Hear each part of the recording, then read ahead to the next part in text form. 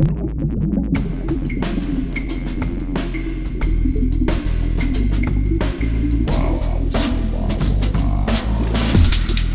listening to ArTEEtude, a podcast with artists created and produced by Detlef Schlich, a visual artist and ritual designer, living and loving in West Cork, and best known for his essay about the cause and effect of shamanism, art and digital culture.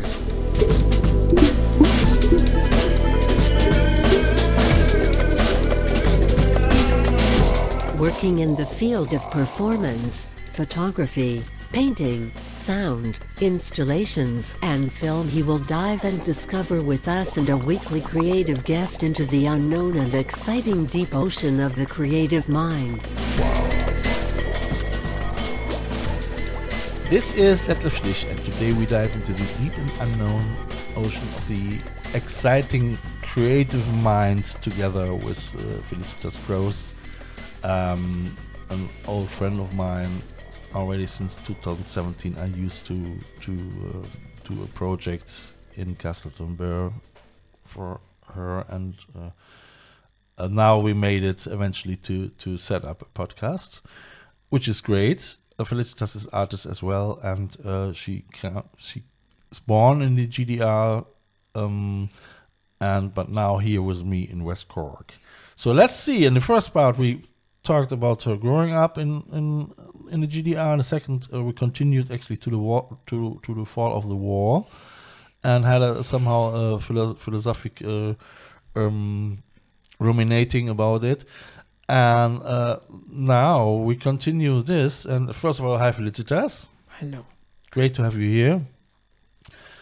It's really a pleasure, and it's very interesting to hear about the story. I mean, it's probably could fill episodes and episodes and episodes of podcast episodes. I would say now what we're gonna do in the third part. So we spoke in the last part more about the fall of the wall, and we continue a little bit that it's just somehow that you. I mean, how long did you live then before you came over to Ireland after the wall fall in Germany? How many years? In Germany? Yeah, till 2006. To 2000. 50 years. 15 years. 50. No, in total, yes. Yeah. Yeah, no, but I mean from the wall fall. From the fall of the wall was 16 years. 16 years in the West. In the West, yeah. Very interesting. Yeah, very interesting. You still continued with your job at the university? Yeah, and I changed from the university in the East to university in the West. Luckily. Yeah. And it was called the best job. You could not be. You couldn't fire you. They could not fire. Yeah. They put you on a big interview beforehand to see that you are reliable and all this. Yeah. And they could not fire unless you rob some silverware or something. Yeah. They said that as well. I used to be as well a pen pusher, a white worker. Yes. In Germany for a couple of years. Yeah. So I was quite independent in the job because with the very established language, somehow. Still not happy in the jobs because I had to earn money and had to sell myself as a. How many hours did you do it every day? 8 hours? 8 hours. 8 hours. Yeah. And did you start already with sculpturing as well? Then in the West I started with sculpting. Yeah. In the West. In the West I started. Self-taught or? That was what I see now. Maybe too much energy. I had to use the energy. The job was making me not happy, and I had a lot of energy to be put into something, and that was it. I take a chisel in my hand, and I had too many images in my head, so I chiseled them out. With mechanically, not with a machine. Yeah. So I had to attend some workshops to learn how to use a chisel and a hammer. Yeah. And which material to be used and stuff. And that was in Frankfurt on the Main, where I landed. Frankfurt am Main. Yeah, 10 years later. No, 6 years later, then the wall came down. Yeah. Yeah, because the situation in the East, also in the former DDR, tended to be devastated, very, very bad. People got unemployed, they got sad. It was a confusing time there for people who were lost. As I said, unemployment was a very big problem there. Sure. Still. And then there were, the same happened in Western Germany, where the Turkish and Italian workers came into the country. Yeah. Now they flooded the Eastern, or did not flood, but they were the fear that they would come and they would lose their jobs. And it was all a little bit, it became very confusing and nationalistic. And the East is still nationalistic for dear listeners more than it was suppressed before in the socialist under socialist regime. They suppressed national socialist, like the fascism in Germany before. Yeah. They suppressed the thinking that, also officially they suppressed it, and it was suppressed, but it was still alive in the people. It was still alive. Yeah. And this came now after in this confusing and very open area of political toing and froing. It came up then, and the people spoke like they have lost it. They have lost their minds. So I said, I better go. This is I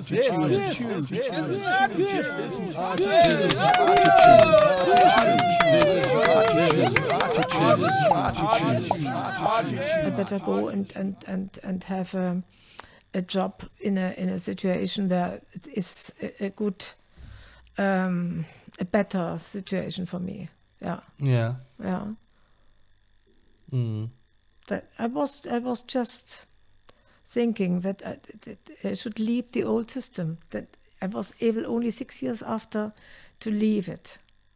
Before I could not leave it. I was still in the system, employed and stuff like this.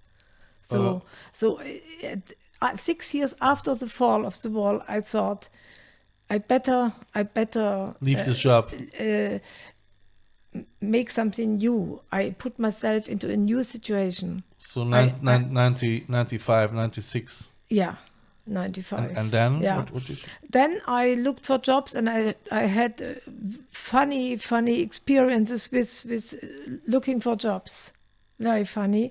I first came to the West because I had a job from the East to the West. Yeah.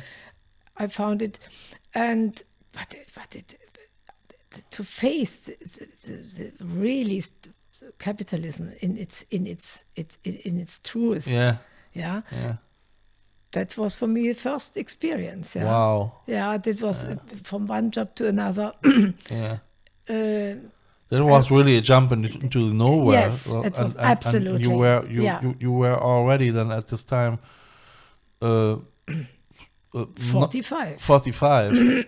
So that is quite an experience. I mean, a lot of people that was really hard. Are established with 45, isn't it? In the DDR, looking back then, you were still seen as a human, but in the West you were seen as a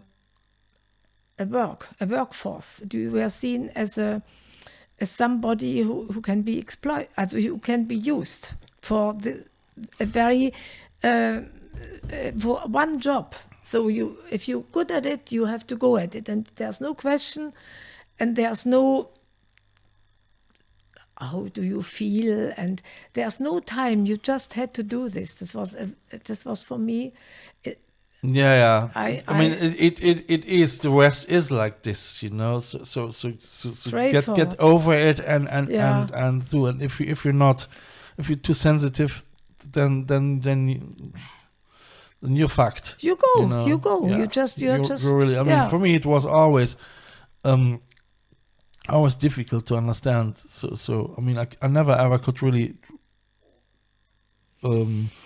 work in this ideology of mass commodities, you know, and mass reproductions, and for me it was really it was not because I didn't want it. It was like my character didn't allow it somehow to deal with that. I couldn't. I was getting allergic against this, depressed. You know, you have to grip yourself, embrace yourself. If you And put your hand either together, you go through and tunnel, but you need a balance then. If you do the job during the day, a very strong and very demanding job where you have to put all your energy into it. If you leave the job in the evening, you are empty. yeah. So The emptiness. So how many different jobs did you do after? Oh my God! Then it was 45 as you started. My God, with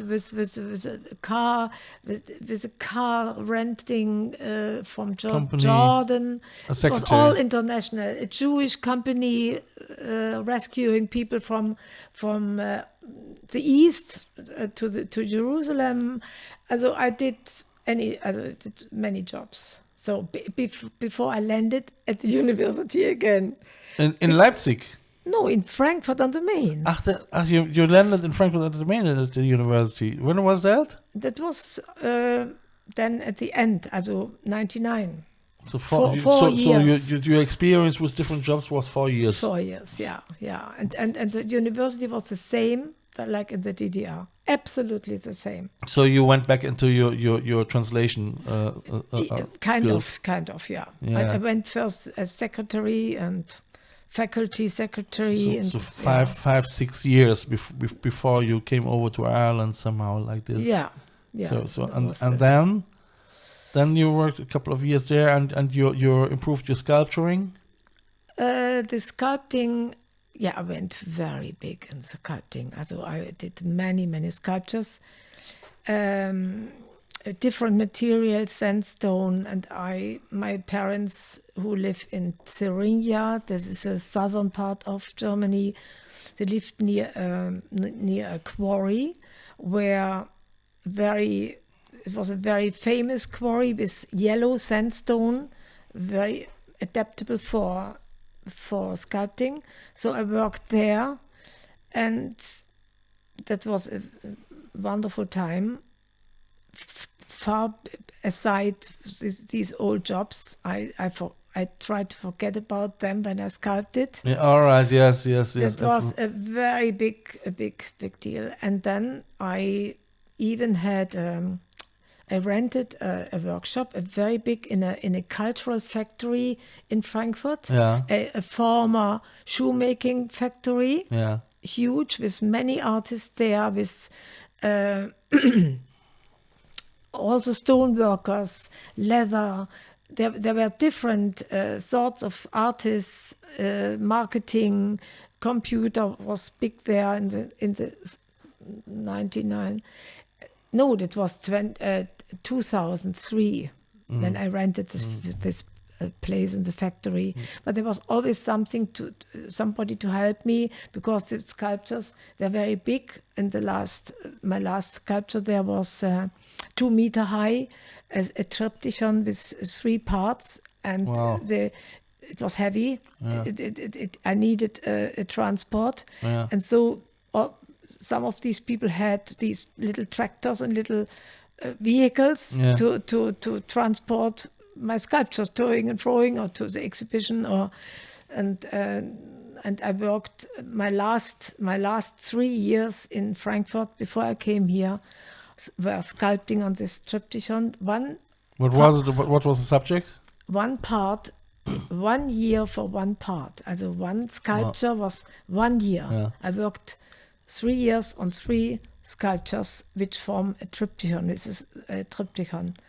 and it's now located in the middle of Frankfurt. It's to be seen there. You can. Is it? Yeah, you can look at it. Where? In the Friedrichstraße, in the west end of Frankfurt. Okay, so people can Google that. And Friedrichstraße at the west end of Frankfurt. Yeah, it's and yeah, I could not take it with me to here. So, but my transition to here was quite accidentally. How did this happen? Yeah, it was an accident. I stumbled across a name, and I got an acquaintance, then I got a friend, then I got a partner, and he called me over, and then I was here.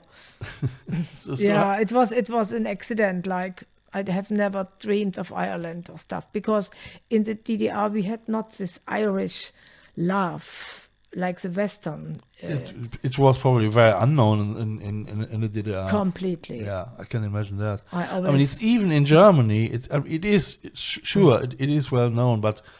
To be honest, so my family, my cousins, they never visited me here in Ireland because they don't have any connection somehow, you know. I mean, that's we coming then again there.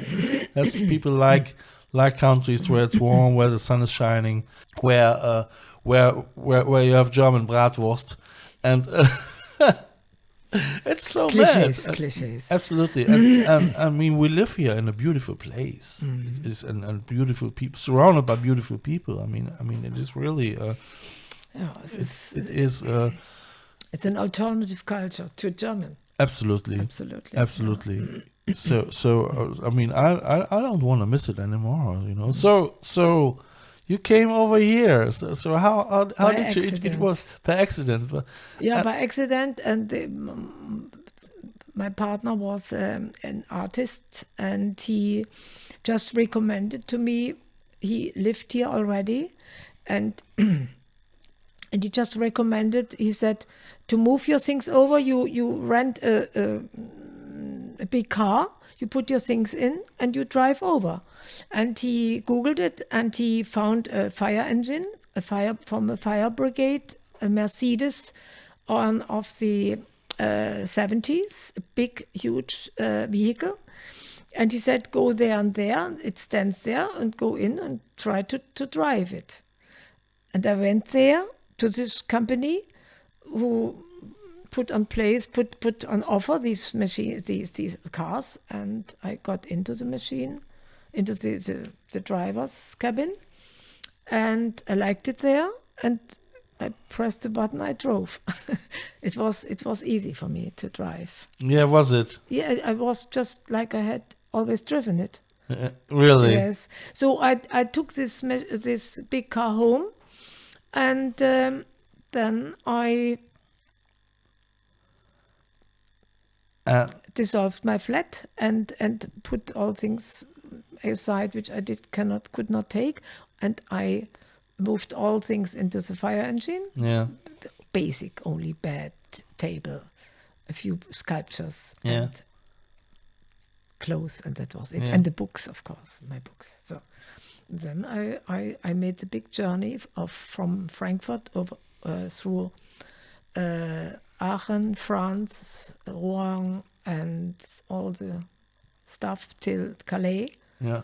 And stopped there, and then I went on the ferry with a fire engine, and from and went over to Rosslare. And then Rosslare to West Cork. To West Cork, and an old cottage. It was an old cottage. Here she is. That was the first time where you used to live with him in an old cottage, but you moved, didn't you? You both moved. I always thought Ireland was like an appendix to England. Like I did not know anything about really much. Yeah. So, but it resembled. I was reminded. The landscape reminded me a little bit of England because I was in England. The cliffs and everything. Yeah, it does. It does, sure. But the people are completely different. The people are so different, and the whole atmosphere is completely different. It's much rough, and more lovely, more welcoming, completely, and straightforward, not bothering at all. No. We were welcome. We felt welcome. Yeah. I loved it. Yeah. It's still a little community, Ireland. I mean, with almost 5 million now, but it is it's unbelievable, isn't it? It has changed now a lot, but before, they always ask you for names. If you say where you come from and who lives there, and they try to remember the name, and they always connect names in Ireland. The Sullivan, the brother of this uncle, and I have met him 15 years ago, and then I met the other, and do you know this one, and the relative of this one, and this is the mother of her, and it's all going round names. What I love is it's I mean, where I'm living now here in Ballenspittel, is if you know the people in the post by names and the bus drivers. You're gonna have a breakfast with bus drivers over here. It's somehow very personal, but still, I must say, and I mean that, but still so open that you can do your own thing. So you don't feel like forced to be part of this or that or so, or that you disappoint people, you know. So it's very much easy going. Live and let live. I mean, I'm coming from Cologne, and it's actually exactly the same there, you know. So the few people here, I mean, that has a reason why Cork and Cologne are twin towns. You know? Are they? Yeah, they are. They are. Cologne. And there's as well a band, the Höhner. The Höhner, it's a band from Cologne Carnival, and they are friends of the Gallians from here. They had the song Langer, and this song is actually, it was written by the Höhner. Oh my God! Yeah, and they made it as a Cologne Carnival song. It was "Da mach mal länger, we machen einfach länger." It's fantastic. Ridiculous. So yeah, that's. I mean, it's great. So I don't want to miss it here anymore. So and you probably too. So and the Germans are so driven to this archaic kind of life here. They are driven to this because in Germany they don't find it any longer. No. You don't find this piece. No. But you moved actually from the old cottage then later on, didn't you? Yes, then we built our own house, eco-friendly, passive energy house. Very little, only functional, only for the basic, a basic house for not a huge house, but it's very well constructed. It has big windows and it collects the energy of the sun very easily and is insulated so that it does not leave out the energy quickly. So it stays, the energy, the warmth stays in the house for quite a long time, as long as it's possible. Yeah. So, and it's all wild around it. It's a big wilderness, and the sea is roaring all the time on the in front of the house. So it's really, you are really put out in nature there. You are really feeling like part of nature. I mean, I used to live 2003 as well, somehow very roughly situation wise and the same. And I don't know. It's a great feeling. It's a great experience to live like this, and unfortunately you get too quickly too used to it, isn't it? Yeah, but you have to deal with living like absolutely. this. Yeah. It's not easy. It's not easy. I mean, I used to live as well for a couple of months over there. Yeah. In the caravan next to it. But before I came over back to my roots here in West Cork on this side. So dear listeners, so it was as well a great experience to live there a couple of months. And how did you find the place? The place was was also an accident. We looked for land to build on, and found it by chance because we wanted to do up a violin, and the violin maker was on a land which we did not know, and we looked around and saw that this is a beautiful wild land, and we asked the neighbor, the farmer who owned the land, and he said, yes,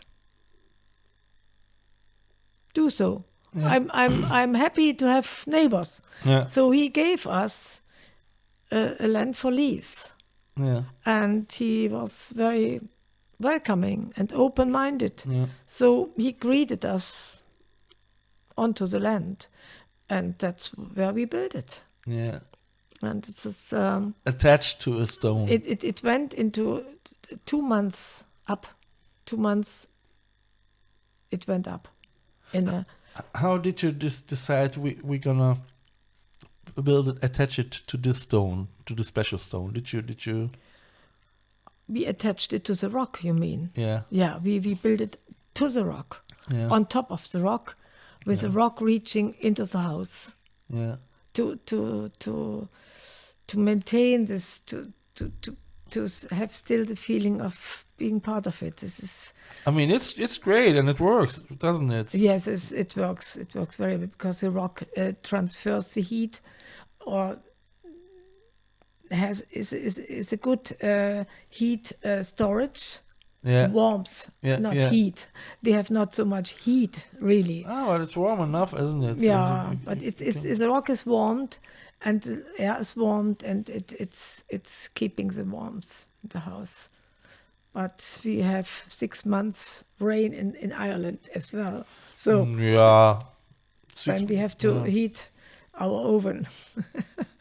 Then we have. This is also a time in Ireland which is very rough. You have to deal with this as well. Yeah. It's not only sunshine in Ireland. No, not No. only. No, but I mean, I don't mind. Nature's- I like it to work in the rain inside and the house, and I like the rain. I mean, it's Yes, for me- you get to like. You get to liking any weather. You don't make a difference any longer. Like in German, you have to take an umbrella and you have to make. Here, it's only a matter of wearing the right cover, wearing the right clothes, and you can go out whenever because the weather changes so quickly. Yeah. It may rain if you go out, and 2 minutes later, sun comes out. Yeah. So that is a very lively weather condition here. Yeah. This is very easy to handle. It's very nice if you can adapt to it. The adaptation to this is the main part. Absolutely. Yeah. Absolutely. If you Absolutely. complain about the weather, like in Germany, it was, Yeah. and you live in big houses, then you are separated from nature. So big. And here you live in it still. Yeah. I mean, it's great. Yeah. And I mean, eventually, so you guys, you found then as well a way to fill in your time with projects like your cafe in Castle Tombeur, wasn't it? I When we mean, built a cafe, yeah. that was quite. Fill the time. I don't know if this is the right word.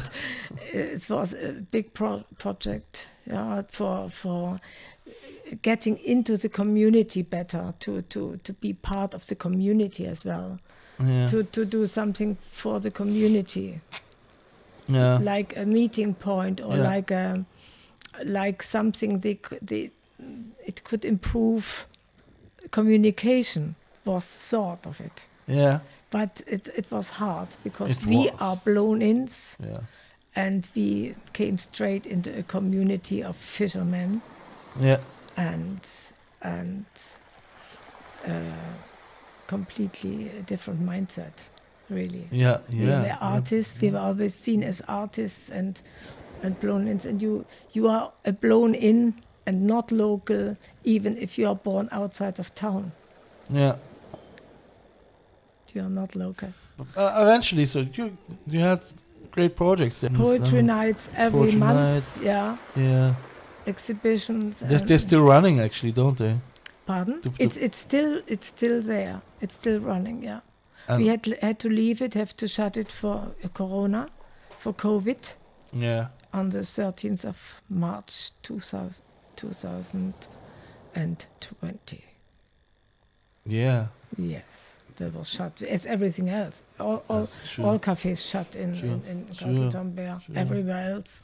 But I mean, it was a great opportunity in order to express yourself with your art over there, wasn't it? I mean, yeah, and really to reach out for the public to connect, the connection to the people. Yeah. It helped me a lot to understand even better where I lived. The people came and got to know me better. So it was a good mixture of both sides to come together like this in a cafe. This is a good place to really know the people, to get to know people. Yeah. Very good place. And then we had also these big projects like social networking, a computer station there, and a hub for communication for people who professionally work. Which is very difficult to establish. Yes, very difficult. Over here, because normally you need already a lot of money beforehand, which wasn't involved as well. No. We did it all on our own. Yeah. And this was a hard stuff, yeah. But you're still here. No. Still here. We have survived. Yeah. We have survived. Yeah. Yeah. So that is a story. So, and you're still doing your artwork. Yeah. Continuing thinking about new projects and new exhibitions here in Ireland, and so you don't want to go back as well. But you probably this year the first time in Germany after ages to Christmas. Yeah. Or actually, when this podcast is running, you probably listen to it from Germany. Yes, yeah. But this is also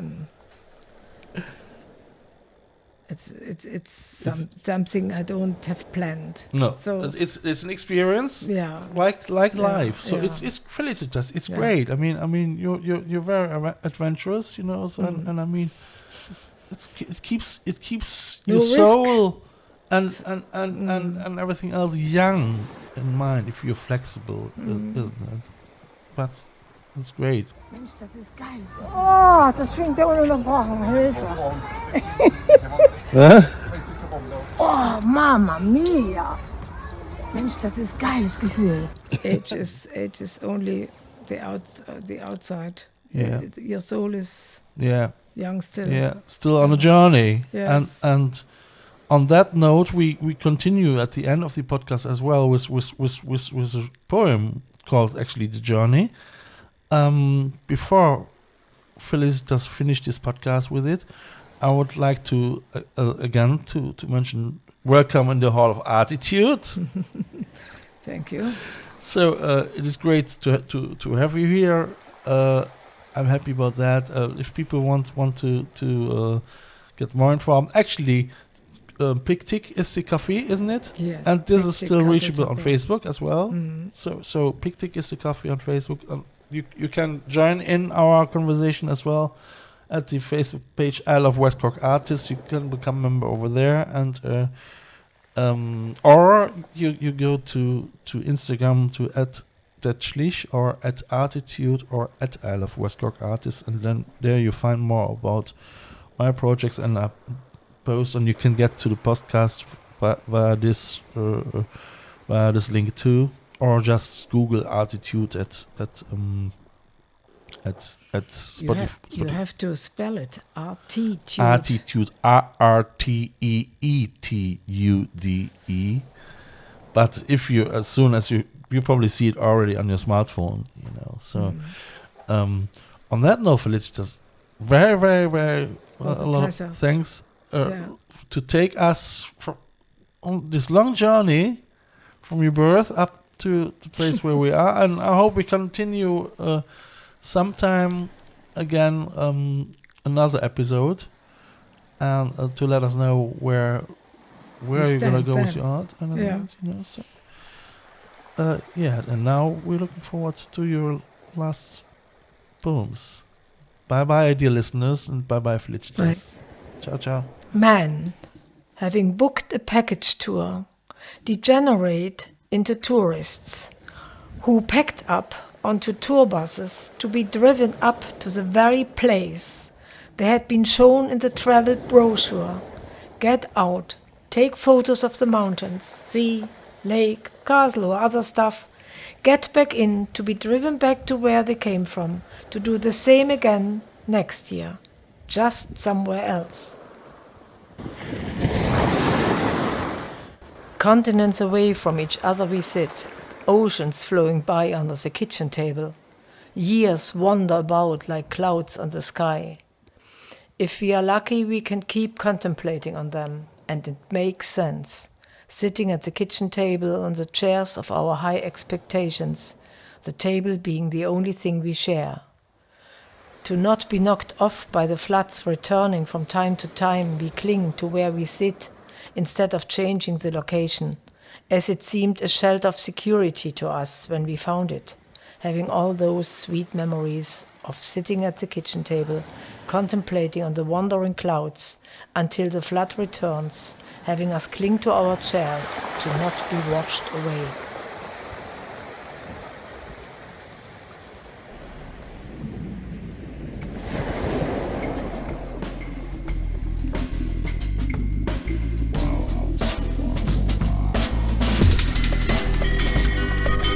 You have listened to ArTEEtude, West Cork's first art, fashion and design podcast.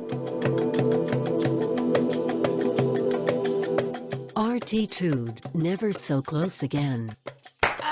That was too close.